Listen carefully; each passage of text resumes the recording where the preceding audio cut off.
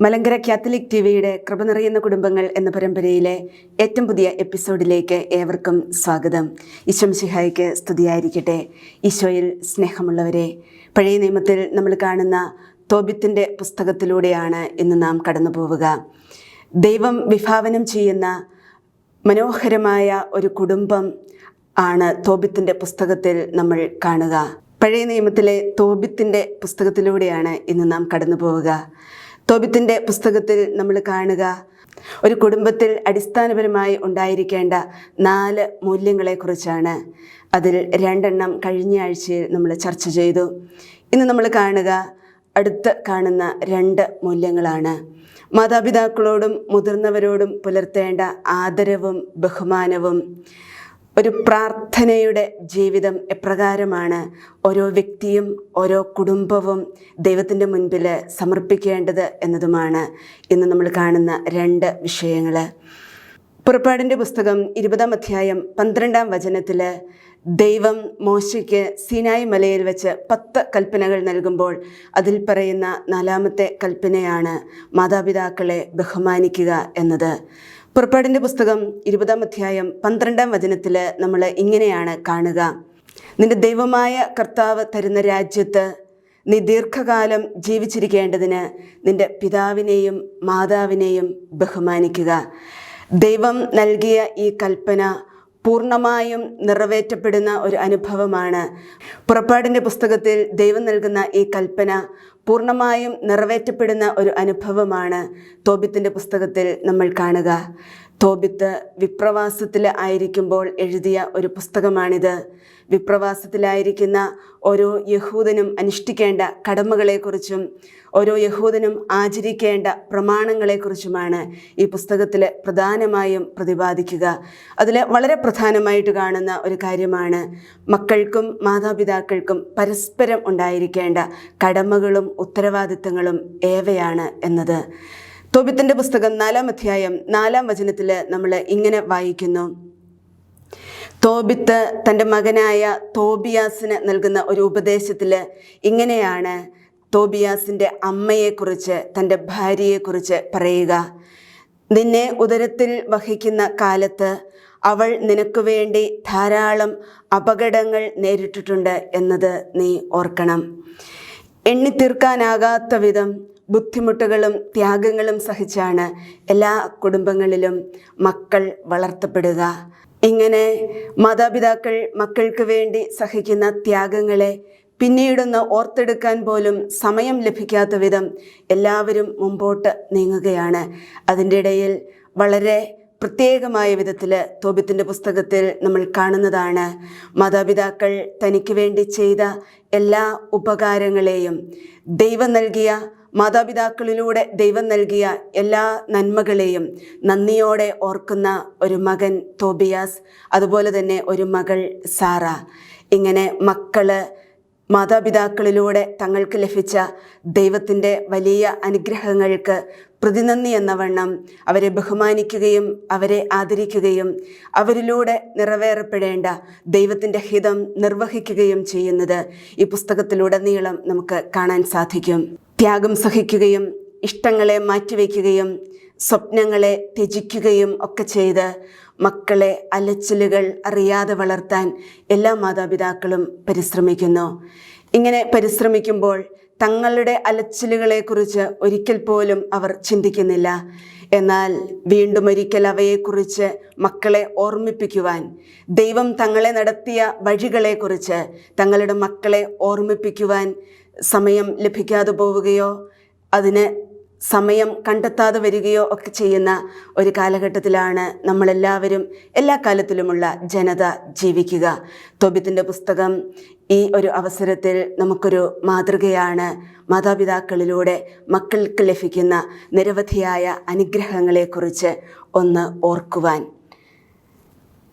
7 ഭർത്താക്കന്മാർ മരിച്ചുപോയ ഒരു പെൺകുട്ടിയാണ് സാറ.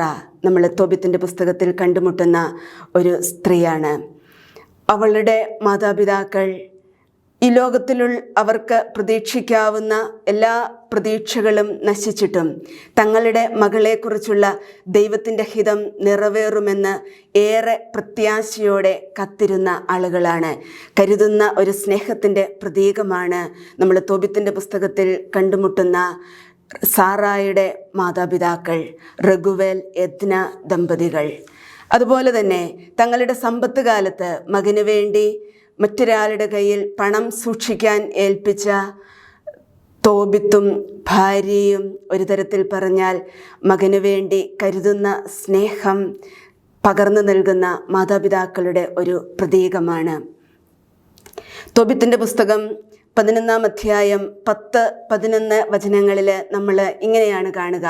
ദീർഘനാളുകൾക്ക് ശേഷം തൻ്റെ മകനെ കാണാനായി എത്തുന്ന പിതാവ് തോബിത്ത് പടിവാതിൽക്കിലേക്ക് വരുമ്പോൾ അദ്ദേഹത്തിൻ്റെ കാല് ഇടറി.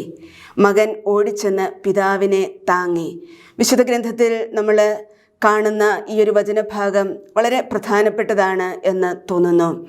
കാരണം പ്രായത്തിൻ്റെ ആധിക്യം മൂലം കാല് ഇടറിപ്പോയ പിതാവിനെ ഓടിവന്ന് താങ്ങുന്ന ഒരു മകൻ, പ്രായാധിക്യത്തിലും അന്ധതയിലും ദാരിദ്ര്യത്തിലും ഒക്കെയായിരുന്ന തൻ്റെ പിതാവിനെയും തൻ്റെ മാതാവിനെയും സഹായിക്കുവാൻ വേണ്ടി തനിക്ക് ഒരിക്കലും പരിചയമില്ലാത്ത ഒരാളുടെ അടുത്തേക്ക്, കേട്ടുകേൾവി പോലുമില്ലാത്ത ഒരു ദേശത്തേക്ക് പോകാൻ തയ്യാറാകുന്ന ഒരു മകനെയാണ് തോബിയാസിൽ നമ്മൾ കാണുക. തൻ്റെ പിതാവ് പ്രായത്തിൻ്റെ ആധിക്യത്തിലായിരിക്കുമ്പോൾ തൻ്റെ പിതാവിന് വേണ്ടി സമ്പത്ത് കൊണ്ടുവരാനും അവരെ സുഖമായി ജീവിക്കാനുള്ള ഒരു അവസ്ഥ ഉണ്ടാക്കുവാനും വേണ്ടി ദൂരദേശത്തേക്ക് പോവുകയും തൻ്റെ ദൗത്യം ദൈവം ആഗ്രഹിച്ചതുപോലെ നിറവേറ്റി തിരിച്ചെത്തുകയും ചെയ്യുന്ന തോബിയാസ് എല്ലാ കാലത്തിലുമുള്ള എല്ലാ മക്കൾക്കും നമ്മൾ ഓരോരുത്തർക്കും മാതൃകയാണ്. പിതാവിൻ്റെ കണ്ണിൻ്റെ കാഴ്ച നഷ്ടപ്പെടുമ്പോൾ പിതാവിൻ്റെ കണ്ണായി പ്രവർത്തിക്കാൻ സാധിക്കുക, പിതാവിൻ്റെ കാലിടറുമ്പോൾ താങ്ങാൻ സാധിക്കുക, അവർക്ക് സഞ്ചരിക്കാൻ സാധിക്കാത്ത വഴികളിലൂടെ അവർക്ക് വേണ്ടി യാത്ര ചെയ്യാൻ കഴിയുക. ഇങ്ങനെയാണ് തൻ്റെ മാതാപിതാക്കളോടുള്ള സ്നേഹം തോബിയാസ് പ്രകടിപ്പിക്കുക. പ്രിയപ്പെട്ട സഹോദരങ്ങളെ, കാഴ്ചകൾ കാണാനുള്ള സാധ്യതകൾ ഏറെ ഉണ്ടായിട്ടും നമ്മുടെ കാഴ്ചകൾ പലപ്പോഴും ചുരുങ്ങി പോവുകയാണ്. മാതാപിതാക്കൾക്ക് വേണ്ടി അവരുടെ കാഴ്ച നഷ്ടമാകുമ്പോൾ കാണാനുള്ള ഒരു ഉത്തരവാദിത്വം മക്കൾക്ക് ഉണ്ട്. അതുപോലെ തന്നെ മക്കളുടെ കാഴ്ചകളെ ക്രമപ്പെടുത്താനുള്ള ഒരു ഉത്തരവാദിത്വവും മാതാപിതാക്കൾക്കുണ്ട് എന്ന് ഈ പുസ്തകത്തിൽ നിന്ന് നമുക്ക് വായിച്ചെടുക്കാനാവും. തോബിയാസ് വളരെ ചെറിയ ഒരു കുട്ടിയായിരുന്നപ്പോൾ പ്രവാസത്തിൽ വന്നു കഴിഞ്ഞിരുന്ന തോബിത്ത് തനിക്ക് അറിയാവുന്ന എല്ലാ യഹൂദ നിയമങ്ങളും അതുപോലെ അനുഷ്ഠിക്കുകയും ദൈവത്തിൻ്റെ ഹിതം ആരാഞ്ഞ് ആരും അത് നിർവഹിക്കുന്നില്ലാത്ത സാഹചര്യത്തിൽ പോലും തൻ്റെ ചാർച്ചക്കാരും ബന്ധുക്കളും ഒന്നും ദൈവഹിതം നിർവഹിക്കാത്തപ്പോഴും ദൈവഹിതം നിർവഹിക്കുകയും ചെയ്ത് തൻ്റെ മകൻ്റെ മുമ്പിൽ നല്ല കാഴ്ചകളെ പങ്കുവെച്ച, നല്ല കാഴ്ചകളെ സമർപ്പിച്ച ഒരു വ്യക്തിയാണ് തോബിത്ത്. തൻ്റെ മകൻ്റെ കാഴ്ചകളെ ക്രമപ്പെടുത്താൻ ആ പിതാവിന് സാധിച്ചു. അനാഥരെ സഹായിക്കുക, ഭക്ഷണമില്ലാത്തവർക്ക് ഭക്ഷണം കൊടുക്കുക, ആവശ്യത്തിലിരിക്കുന്നവർക്ക് അവരുടെ ആവശ്യം കണ്ടറിഞ്ഞ് അവരെ സഹായിക്കുക, ഇങ്ങനെയുള്ള എല്ലാ നന്മകളും ചെയ്ത് തൻ്റെ മകനെ ചെയ്ത് കാണിക്കുകയും പഠിപ്പിക്കുകയും ചെയ്തിട്ടുള്ള ഒരു വ്യക്തിയാണ് തോബിത്ത്. അങ്ങനെ മകൻ്റെ കാഴ്ചകളെ ദൈവം ആഗ്രഹിക്കുന്ന വിധത്തിൽ ക്രമപ്പെടുത്താൻ സാധിച്ചു എന്നുള്ളത് തോബിത്ത് എന്ന പിതാവ് ചെയ്ത വലിയ ഒരു നന്മയാണ്. തോബിത്ത് എന്ന വ്യക്തി നമുക്കൊരു മാതൃകയാകുന്നുണ്ട്. എല്ലാ തിരക്കുകൾക്കിടയിലും നമ്മുടെ മക്കളുടെ കാഴ്ചകളെ നമ്മുടെ ഭവനങ്ങളിലും ഭവനത്തിൻ്റെ പുറത്തും ഒക്കെ ക്രമപ്പെടുത്തി കൊടുക്കുക എന്ന് പറഞ്ഞാൽ കുറച്ചുകൂടി വ്യക്തമായി നമുക്ക് മനസ്സിലാവുക, മനുഷ്യ ജീവിതങ്ങളിലേക്ക് നമ്മുടെ മക്കളെ ഉൾച്ചേർക്കുക, മനുഷ്യൻ്റെ വേദനകളിലേക്ക്, മനുഷ്യൻ്റെ കഷ്ടപ്പാടുകളിലേക്ക്, വേദനിക്കുന്നവരുടെ മുഖങ്ങളിലേക്ക് ദൈവത്തിൻ്റെ മുഖം സഹോദരങ്ങളുടെ കണ്ണുകളിൽ കാണാൻ സാധിക്കുന്ന വിധത്തിലുള്ള വിശാലമായ ഒരു ഹൃദയത്തിൻ്റെ തലത്തിലേക്ക് അവരെ വളർത്തി എടുക്കുന്നതിലൂടെ ഒക്കെ നമ്മുടെ മക്കളുടെ കാഴ്ചകളെ നമുക്ക് ക്രമപ്പെടുത്താൻ സാധിക്കും എന്നുള്ളതാണ് ഈ പുസ്തകം നമുക്ക് നൽകുന്ന ഒരു സന്ദേശം. നമ്മൾ വീണ്ടും ഈ പുസ്തകത്തിൽ കാണുക, പിതാവ് മകനെ ഉപദേശിക്കുന്നുണ്ട്. 7-ാം അധ്യായം 9 മുതൽ 13 വരെയുള്ള വചനങ്ങളിൽ നീ വിവാഹം കഴിക്കുമ്പോൾ നിന്റെ ചർച്ചക്കാരിൽ നിന്നും നിന്റെ ഗോത്രത്തിൽ നിന്നും വേണം ഒരുവളെ ഭാര്യയായി സ്വീകരിക്കുവാൻ. പിതാവിൻ്റെ ഇഷ്ടത്തെ അതുപോലെ തന്നെ നിർവഹിച്ച ഒരു വ്യക്തിയെയാണ് തോബിയാസിൽ നമുക്ക് കാണാൻ സാധിക്കുക. തൻ്റേതായ സ്വാർത്ഥമായ ഒരു താല്പര്യങ്ങളും ഒരു ഇഷ്ടങ്ങളും സുഖങ്ങളും ഒന്നും അന്വേഷിക്കാതെ തങ്ങളുടെ ഗോത്രം എന്താണോ അനുവർത്തിച്ചു വന്നിരുന്നത് അത് ഈ വിപ്രവാസത്തിൻ്റെ ഇടത്തിലും പിതാവ് ദൈവത്തിൻ്റെ കൽപ്പനകൾ അനുഷ്ഠിച്ചതുപോലെ തന്നെ ദൈവത്തിൻ്റെ കൽപ്പനകളെ അനുഷ്ഠിക്കാൻ മനസ്സ് കാണിച്ച ഒരു വ്യക്തിയാണ് തോബിയാസ് എന്ന് പറയുന്ന മകൻ. തോബിത്തിൻ്റെ പുസ്തകത്തിൽ നമ്മൾ കാണുന്നുണ്ട് തോബിത്ത് തൻ്റെ മകനെ വിവാഹ ജീവിതത്തെക്കുറിച്ച് ഉപദേശിക്കുന്നത്. അതിനു മുൻപ് തോബിത്തിൻ്റെ പുസ്തകം 1-ാം അധ്യായം 8-ാം വചനത്തിൽ നമ്മൾ കാണുന്നുണ്ട് തോബിത്ത് തൻ്റെ പിതാമഹിയായ ദെബോറയുടെ വാക്കുകൾ അല്ലെങ്കിൽ നിർദ്ദേശമനുസരിച്ച് പ്രവർത്തിച്ചതായിട്ട്. ഇങ്ങനെ തലമുറകളിലൂടെ കൈമാറപ്പെടുന്ന പാരമ്പര്യങ്ങളെ അടുത്ത തലമുറകളിലേക്ക് കൈമാറി കൊടുക്കുവാൻ മനസ്സ് കാണിക്കുന്ന വ്യക്തികളെയും അതനുഷ്ഠിക്കുന്ന വ്യക്തികളെയുമാണ് ഈ ഗ്രന്ഥത്തിൽ നമ്മൾ കാണുക. ഒരു കുടുംബത്തെ മഹത്വമുള്ളതാക്കി തീർക്കുക, ദൈവത്തിൻ്റെ മുൻപിൽ ജീവനുള്ളതാക്കി തീർക്കുക, ദൈവകൽപ്പനകൾ അനുഷ്ഠിക്കുന്നതിൽ നിന്ന് മാറിപ്പോകാതിരിക്കാൻ തക്ക വിധത്തിൽ ഒരു കുടുംബത്തെ വളർത്തിക്കൊണ്ടുവരിക.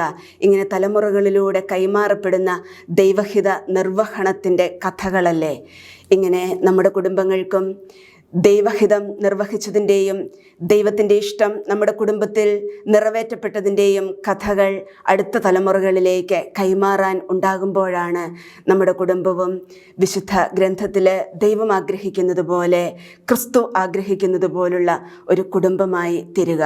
നമ്മൾ അടുത്തതായിട്ട് തോബിത്തിൻ്റെ പുസ്തകത്തിൽ കാണുന്ന ഒരു പ്രധാനപ്പെട്ട ആശയമാണ് പ്രാർത്ഥന എന്നത്.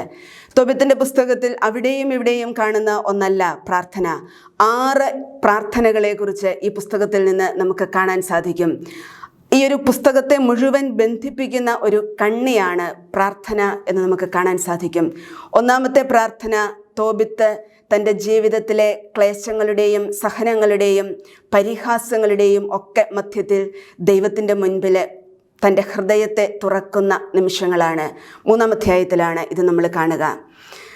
3-ാം അധ്യായം 11 മുതലുള്ള വചനങ്ങളിൽ ഇതേപോലെ തന്നെയുള്ള മറ്റൊരു വേദനയിലൂടെ കടന്നു പോകുന്ന ഒരു സ്ത്രീയാണ് സാറ. എല്ലാവരും തന്നെ പരിഹസിക്കുകയും തൻ്റെ ജീവിതത്തിൽ ഒന്നിനു പുറകെ ഒന്നായിട്ട് കഷ്ടതകളും ബുദ്ധിമുട്ടുകളും ഉണ്ടാവുകയും ചെയ്തപ്പോൾ ദൈവസന്നിധിയിലേക്ക് പ്രാർത്ഥനയ്ക്കായി അണയുന്ന ഒരു സ്ത്രീയാണ് സാറ. തുടർന്ന് നമ്മൾ കാണുക ഈ 2 വ്യക്തികളും തങ്ങളുടെ ജീവിതത്തിൻ്റെ പ്രതിസന്ധികളിലും ബുദ്ധിമുട്ടുകളിലും എല്ലാ പ്രയാസങ്ങളിലും ദൈവത്തിൽ ആശ്രയിക്കുന്നു.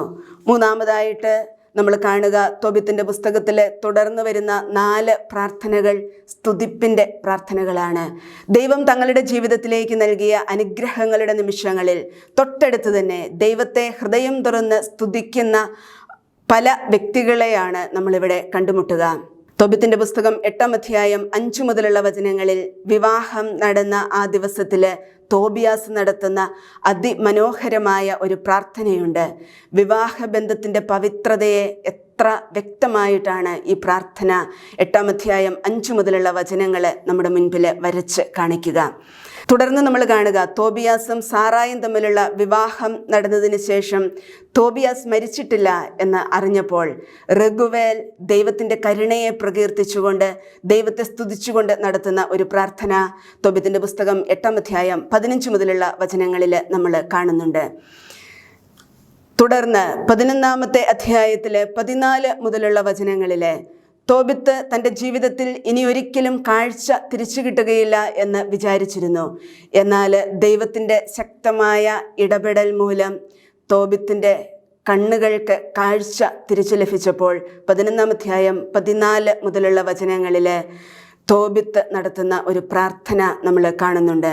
അവസാനമായിട്ട് നമ്മൾ കാണുക തൻ്റെ മരുമകൾ സാറായെ സ്വീകരിക്കാനായി തോബിത്ത് നഗര കവാടത്തിലേക്ക് വരുമ്പോൾ അവനെ കണ്ടവരെല്ലാം അത്ഭുതപ്പെട്ടു. കാരണം ഇതുവരെയും അന്ധനായിരുന്നയാൾ ഇന്ന് കാഴ്ചയുള്ളവനായി തീർന്നിരിക്കുന്നു.